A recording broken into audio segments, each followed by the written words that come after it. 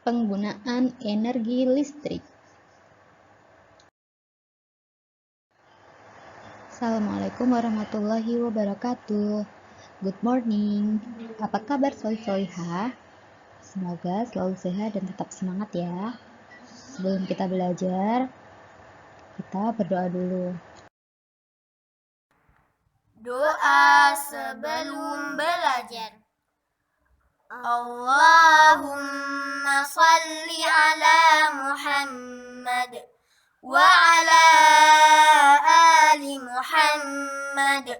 Raditu billahi rabba wa bil islami dina wa bi Muhammadin sallallahu alaihi wasallam nabiyya. Rabbi zidni ilma warzuqni fahma waj'alni minas salihin. Allahumma hdini li ahsanil akhlaq la yahdi li ahsaniha illa anta wasrif anni sayyi'aha la yasrifu sayyi'aha illa anta. Allahumma inni as'aluka ilman nafi'a wa rizqan thayyiba wa amalan mutaqabbala. Amin ya rabbal alamin.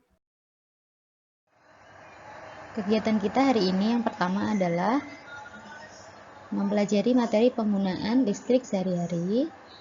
Dan yang kedua, faktor penyebab banyaknya listrik terpakai. Dan yang ketiga, hal yang harus diperhatikan dalam penggunaan listrik. Dan yang keempat, tugasnya menjawab pertanyaan dan menjawab soal latihan yang ada di buku. Berikut adalah materi tentang penggunaan energi listrik.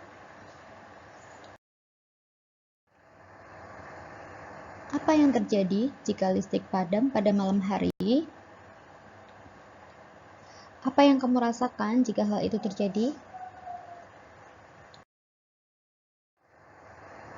Saat ini hampir setiap kegiatan yang kita lakukan menggunakan energi listrik.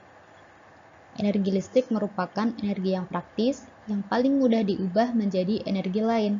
Contohnya pada peralatan elektronik. Energi listrik dapat diubah menjadi berbagai macam energi yang lain. Yang pertama, penggunaan energi listrik sehari-hari.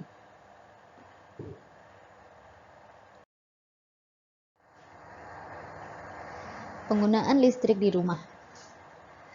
Penggunaan peralatan listrik di rumah menjadikan pekerjaan lebih mudah dan cepat. Contohnya, untuk penerangan, pemanas, menjaga makanan, pendingin ruangan, merapikan baju, dan lain-lain. Penggunaan listrik di rumah contohnya pada kulkas, microwave, setrika, dan AC. Dan banyak lagi yang lain penggunaan listrik yang ada di rumah.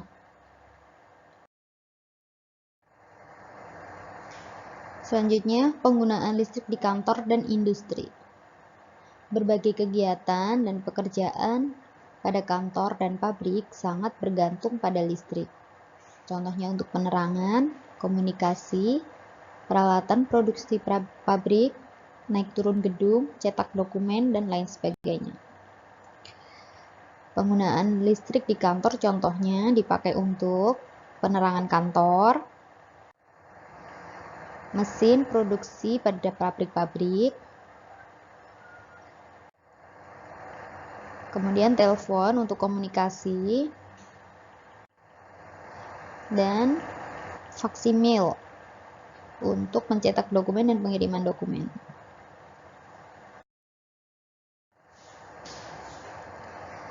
Selanjutnya adalah penggunaan listrik pada sarana umum. Banyak sarana umum yang menggunakan listrik dalam pengoperasiannya. Contohnya pada penerangan jalan, untuk mengatur lalu lintas, naik turun lantai, pemeriksaan kesehatan, perbankan, dan lain-lain. Penggunaan listrik pada sarana umum contohnya digunakan untuk penerangan lampu jalan. Jadi ini lampu-lampu jalan juga menggunakan listrik. Lampu lalu lintas, mesin ATM. Jadi kalau mesin ATM itu jika listriknya mati, maka mesin ATM tidak akan berfungsi. Kemudian alat kesehatan, alat kedokteran, ini untuk ronsen dan eskalator. Dan masih banyak lagi penggunaan listrik di sarana umum. Yang kedua, faktor penyebab banyaknya listrik terpakai.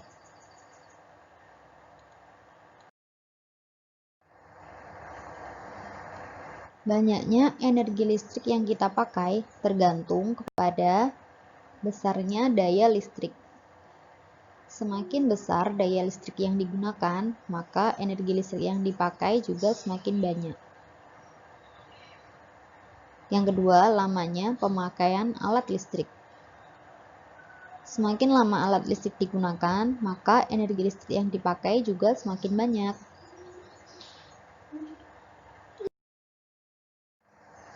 Tiga, hal yang harus diperhatikan ketika menggunakan listrik. Hal-hal yang harus diperhatikan dalam menggunakan listrik antara lain, yang pertama, instalasi listrik dipasang dengan benar dan dirawat dengan baik. Jadi kalau ada jaringan listrik yang ada di rumah dirawat dengan baik biar tidak terjadi konsleting ataupun kebakaran. Yang kedua, saat menyalakan listrik, tubuh harus kering agar tidak tersetrum. Jadi kalau memasang colokan juga tubuh harus kering. Nanti kalau tanganmu basah nanti kamu bisa akan tersetrum. Yang ketiga, pastikan stop kontak dan steker kering agar tidak terjadi konsleting. Yang keempat, tidak banyak menumpuk steker karena kabel akan panas terbakar. Jadi kalau ada satu colokan itu biasanya dicolokin banyak kabel. Nah itu berbahaya karena nanti kabelnya akan berlebihan beban dan bisa terbakar. Yang kelima, tidak menggunakan kabel yang terkelupas karena dapat menyebabkan korsleting. Jadi kalau kabelnya terkelupas, kamu bisa tersetrum ataupun bisa menyebabkan korsleting.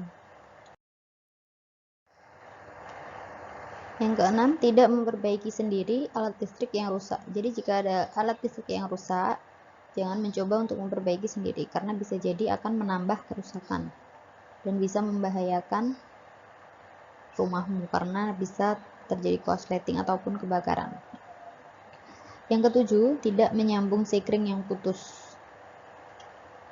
Yang kedelapan, tidak meletakkan alat listrik di dekat benda-benda panas, misalnya microwave, rice cooker, dan lain sebagainya itu.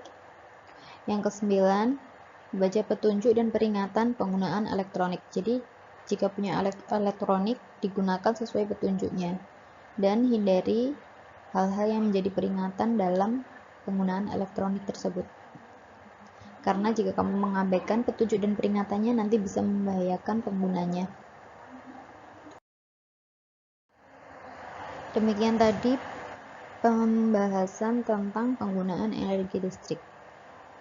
Tentang penggunaan energi listrik di rumah, penggunaan energi listrik di kantor dan di industri, penggunaan energi listrik di tempat umum maupun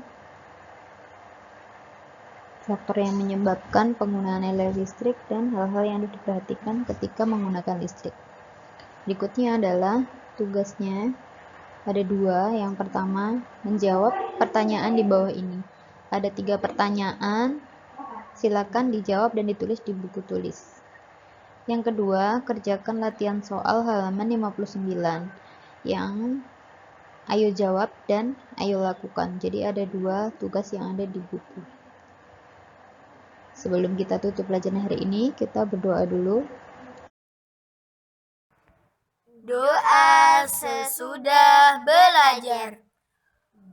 Allahumma salli ala Muhammad wa ala ali Muhammad.